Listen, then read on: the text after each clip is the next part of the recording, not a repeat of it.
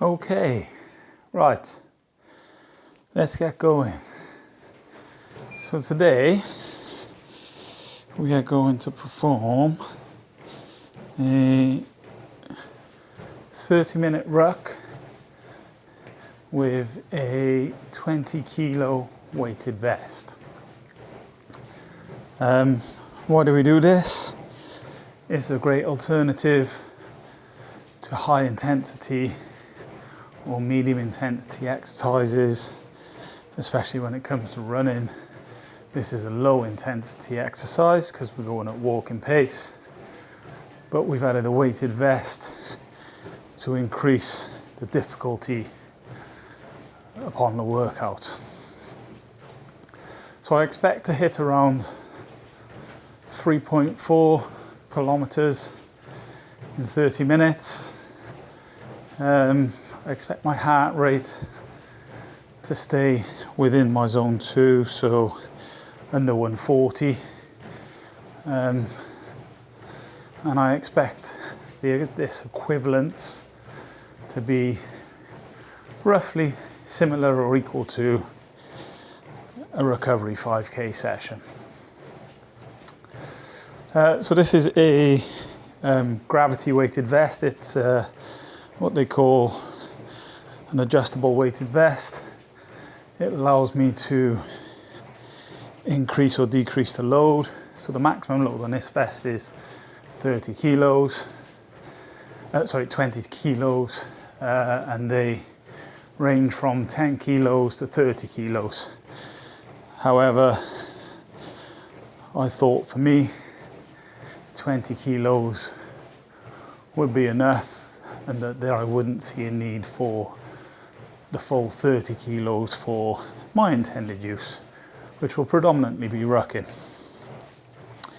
For those of you that have rucked before, especially with weighted vests, you'll appreciate the load and the strain that it puts on the body, especially the upper body and your shoulders. And if any of you have done 20 kilos or more for an extended period of time, you'll appreciate why I didn't necessarily go with 30 kilos. Again, there are people out there that will. I'm not extra special. I'm not an elite athlete. I'm just somebody who really wants to stay on top of my conditioning, and this is one of the ways that I do that. So rucking is a relatively new exercise and workout for myself. It's something that I've added to my training regime alongside zone 2 running, alongside high intensity Norwegian 4x4s.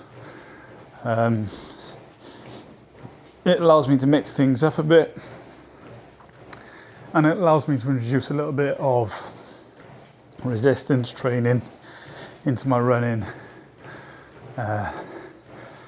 which is more in line with my passion for running and resistance training as opposed to just pure running. So I've done this previously. When I've done this previously, it starts out really difficult. The ache starts to burn. The ache sets in the shoulders. The burn starts, and you start to doubt whether you're able to complete the exercise or not. So around about the first 10 to 15 minutes, and then for the final 15 to 10 minutes, I'm not sure if it's a numbness or if it's just perseverance that gets you through, but it didn't seem quite as difficult as the first half of the exercise. And again, maybe it's just being new to the workout, new to the vest. I just need to build up a little bit of a tolerance in the shoulders that will allow me to carry the weight. And maybe there will become a point where 20 kilos is no longer sufficient for myself. So I've got the Polar H10 heart rate monitor on. It's linked up to the manual treadmill or the curved runner. depending on what you call it. And we're currently at 93 beats per minute.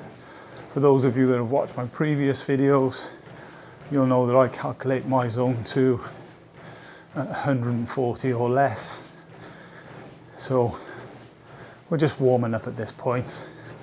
We're 5 minutes in and we're half a kilometre in. As I said, I expect myself to hit around about 3.4 kilometres in 30 minutes, which will be the extent of this workout. So what else did I want to talk about today? First of all, for those of you that have seen my previous 2 videos, you may notice the camera quality is slightly better, and you may notice that I've also attached a microphone as well. Having uploaded and watched my previous 2 videos on my channel, the sound is really tinny and annoying compared to other channels. So doing a little bit of research, I found the DJI Mic Mini, and that also led me to my camera, which is the DJI Osmo Action 5 Pro. So from now on, this is how my videos are going to be filmed, and this is how the sound is going to be recorded. Okay, so we've talked about the Polar H10 and how I use it to track heart rate, and I'm predominantly a heart rate tracker when it comes to data for running. For my zone 2 running, I like my heart rate to be between 130 and 140. For high intensity interval training, I like to push my heart rate to beyond 186 if possible. And then at all other times, I'll generally track my heart rate to see how intense the workout was, to regulate whether I found the workout difficult or not, or just generally to see where I'm at with my conditioning. And again, as I've mentioned previously, I use it to track the VO2 max. But what I don't do, so the only other data measure point or data point that I measure is time. So this is a 30-minute workout. This is a weighted vest workout.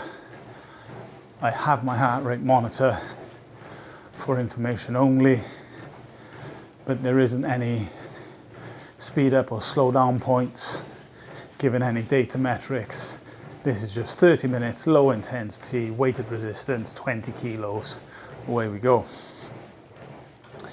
And I like to do my lot of running that way. I like to run a distance, 5k, 10k. I like to take a heart monitor, and I like to review the peaks and troughs against the distance, and I like to time myself. What you won't find is a fitness tracker. I use a digital watch, and what you won't find is me on Strava too much, because that's not how I like to do my work.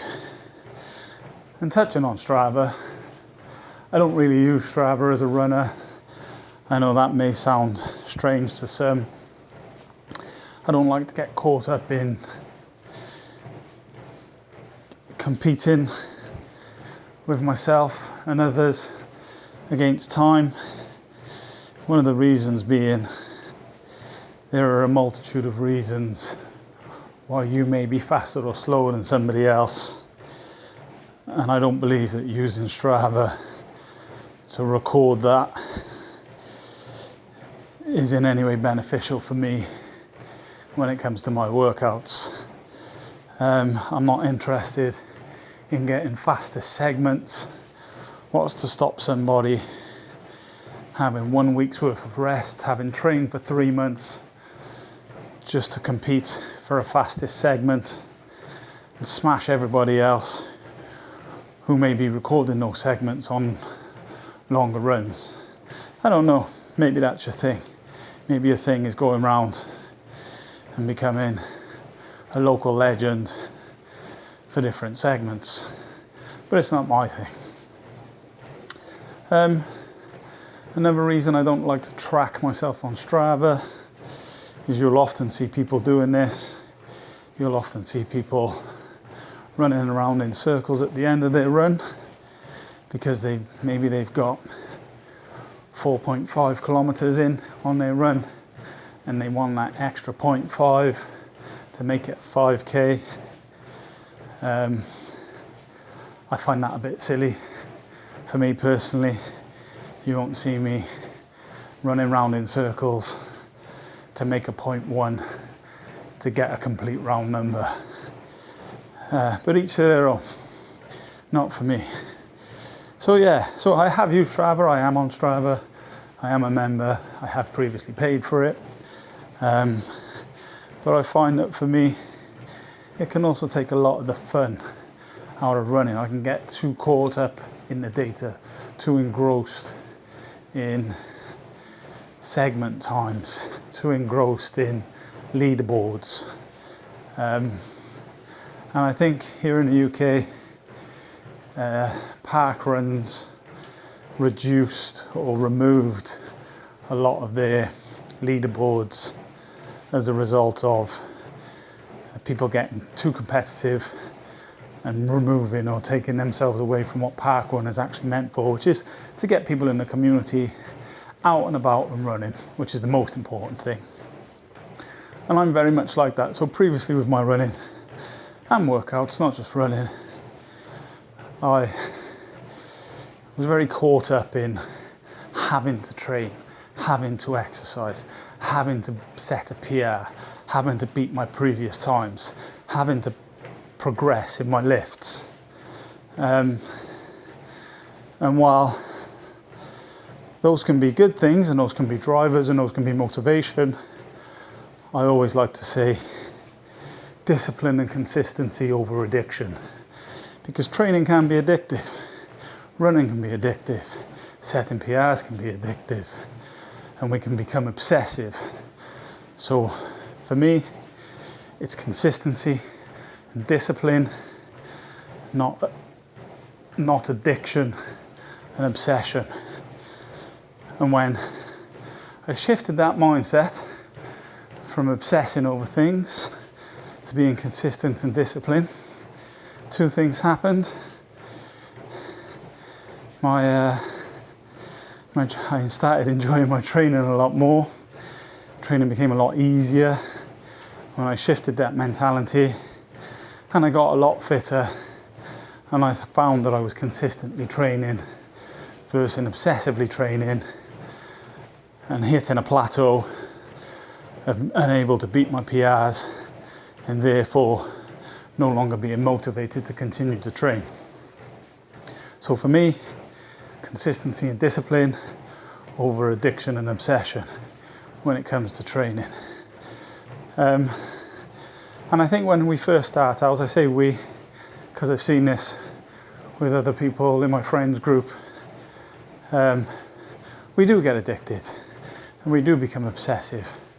And I think that can be useful because anything that gets you in the gym, anything that keeps you motivated in the gym is generally a good thing and a positive thing. However, I think we talked about when it becomes too obsessive, what happens if you miss a session, or if I used to miss a session, I would beat myself up over it. And what happens if I hit a plateau, I would no longer be motivated to do the thing that it was that I was trying to do. And when that shifted to discipline and consistency, and I stopped obsessing over PRs, I stopped obsessing over progression with running and lifting, I became a lot more consistent. If I didn't get a PR on a 5k run, that was fine with me because the run wasn't about hitting a PR in the first place. The run was about being consistent. The run was about getting 1 to 3 recovery 5K sessions in a week. The run was about getting 1 to 2 long run sessions within a fortnight, 10K or more. The run was about trying to get 1 to 2 Norwegian 4x4s in a fortnight. And when I shifted my goals, I found that it was easier for me to be a lot more disciplined and consistent with that training. So maybe that might be useful for yourself. And that's one of the main reasons why I don't use Strava, not on a regular basis. So for those of you that are friends with me on Strava, who think I'm not out there working, I'm not out there running, I am. I'm just not recording it because I run and I work for my own personal health and wealth and mental health, and I'm okay with that. Like I said, I don't have a fitness watch, I don't have a Garmin, I have a Casio G-Shock Square, and this allows me to time myself, and I'm very happy with the job that it does. Would I like a GPS tracker?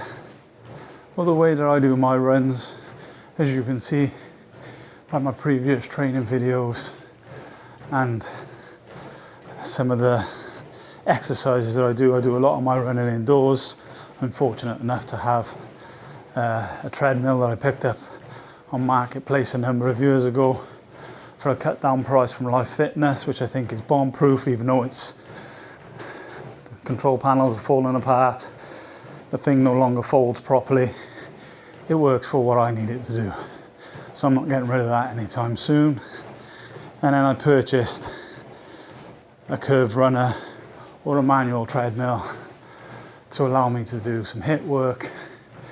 And while I did purchase this new from Primal Strength here in the UK, it was via the outlet at a reduced price.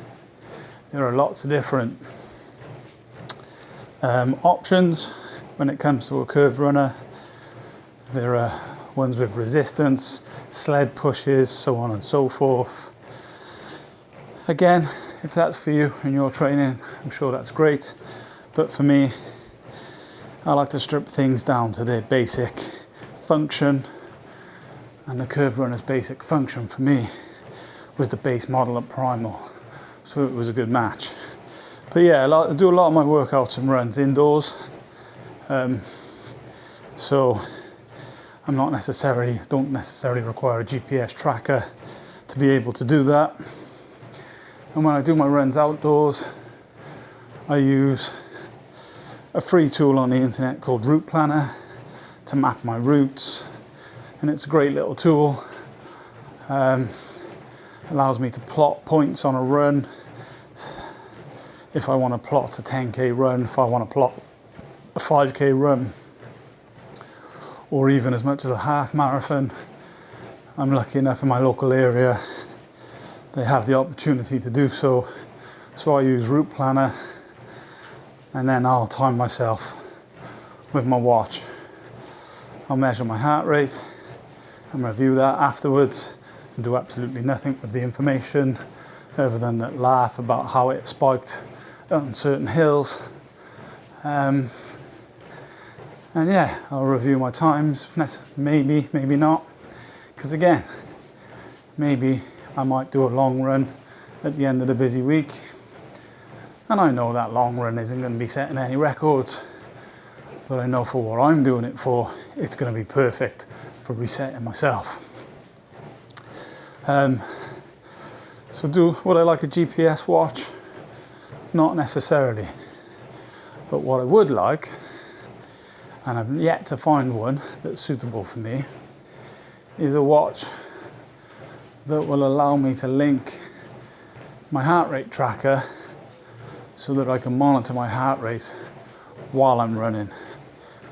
And there's a reason why I would like to do that, is, again, I would like to be able to know whether I'm peaking my heart rate, whether I'm in zone 2 running, because at this moment in time, a lot of my runs are by feel. I don't run with music.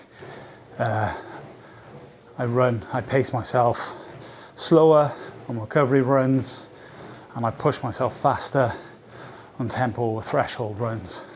But if I had a heart rate monitor linked to a watch, I'd be able to be a little bit more zoned in as opposed to just feel. However, at this moment in time, and for the last 2 years, feel is just fine for me. Okay, so 20 minutes in, we're 2k in, we're going around about 6 kilometers per hour speed. My heart rate's at 96. What I found on these rucks is that it's a slow progression up. Maybe my heart rate might hit 106, 110 in the next 10 minutes. However, it's more about the effort, the exerted effort with the weighted vest over the 30 minutes for roughly around about 3.4k, as opposed to spiking any heart rates today. Yeah, so GPS watches, not necessarily for me.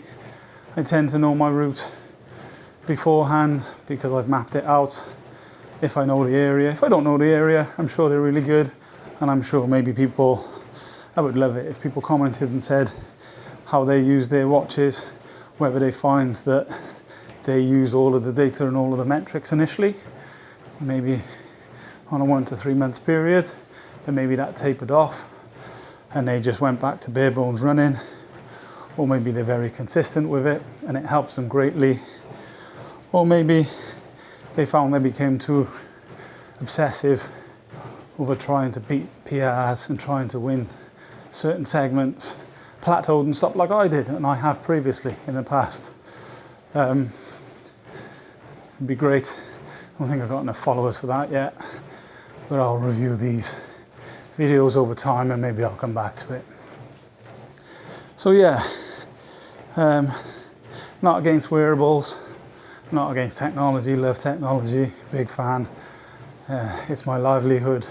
However, certain things I like to strip back to their bare function. Running can just be about running. Doesn't have to be about time, doesn't have to be about heart rate, doesn't have to be about distance. It can just be Forrest Gump, put your shoes on, get out the door, go for a run. And that's great. And I've done that, and trust me, it feels just as good as putting all of the tech on and mapping and tracking yourself.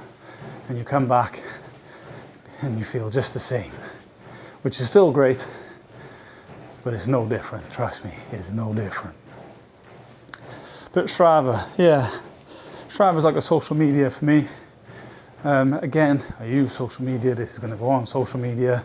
I'm selective over my social media, and Strava isn't one that I choose to frequently partake in, let's say. Not for any other reason other than I probably consider myself a little bit of a loner when it comes to my training and my running.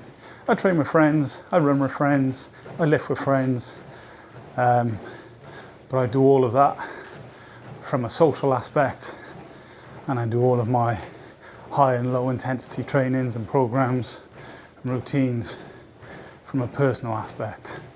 So yeah, in terms of the social media side of Strava, it's not for me. But I'm not knocking it, because it is for some people, and if it encourages you to get up and go for a run, great, that's a good thing. But okay, so where are we at? We're at coming up to 25 minutes. We're still at 6 kilometers per hour. We're at 2.4k. Can we get another kilometer in 5 minutes? We'll see. I'll let you know. We're at 94 beats per minute, 93. So again, not overly working too hard. I'm feeling the stress and the strain in my shoulders and the weight of the vest. And the benefits of rucking are new to me, but then so is the muscle adaptations to be able to perform and go through the rucking exercise as well. So I'm sure I'll get better at it. I'm sure the resistance in my shoulders will improve. And if it helps me to increase muscle mass and strength, then brilliant. And if it doesn't, at its most bare function, I'm gonna feel good after I've done it. And that's the main thing. If I don't feel good, I'm not doing it. And that's my mantra or ethos when it comes to running, when it comes to lifting, when it comes to any type of exercise. I'm not a power lifter, I'm not a bodybuilder, I'm not a sprinter, I'm not a marathon runner. So why do I do all of those things? I do them because they make me feel good. Yes, I'm sure scientific lifting over an 8-week period will grow a targeted muscle group, but that's not why I'm doing it. I'm doing it because I enjoy it. I'm doing it because it's a hobby of mine. I'm doing it because I like the way it makes me feel. And I think a lot of the information out there, lose sight and lose track of that sometimes. A lot of people get very targeted on increasing strength, increasing muscle mass, setting PRs, setting records, being the best. And a lot of people miss the fact that general public and Joe public over here just do something because they want to move. Just do something because they enjoy it. I think people have forgot that this can be a hobby and that this can be something that you do for separation. Maybe it's separation from your working day to the evening. Maybe it's separation from your morning to the working day. So that's how I like to do it. And yeah, I think if I don't find something fun and engaging, I won't do it. So it's got to be something that I'll concentrate and focus on. And I like to improve, but for me, it's the purest function of what we're doing. Now, having said that, I'm absolutely susceptible to seeing micro improvements, seeing gains, and then wanting to test myself. So about 2 years ago, I took up trail running, and again, using the same mantra, trail running was something that I was doing for fun, and then I quickly found myself planning 6 to 12 months of trail run competitions that ranged from marathons to 100k with eyeballs on 100 to 200 milers, which was fantasy land. But I found myself contemplating, let's call it a season or a year of ultra marathons. And I have friends who are ultra marathon runners, and again, I was getting very caught up in that world. And it's great, and it's a very, very open and welcoming community, and it's one of the best communities that I have found out there. However, I had to take a step back for 2 reasons. The first reason being I was recognizing that pattern within myself of becoming obsessive over something.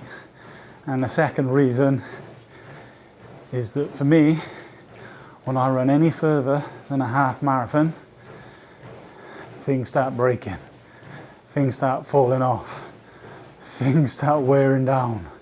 injuries become unbearable. And I know David Goggins is watching this, telling me to man the fuck up. But yeah, it was a bit of a reality check. At my age, I think half marathons are probably where I'm at. For fun anyway. Okay, we're at 30 minutes gone. We're at 2.93 kilometers. We're still at 6 kilometers per hour speed, and we're at heart rate of around about 93 beats per minute. So that's a 30-minute session of rucking. There's going to be no warm down with this one.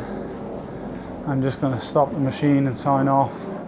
And by stop the machine, I just mean stop walking. And yeah, I'll get to editing and uploading this video and seeing what this looks like with the new improved camera and the better sound quality. Thanks for watching.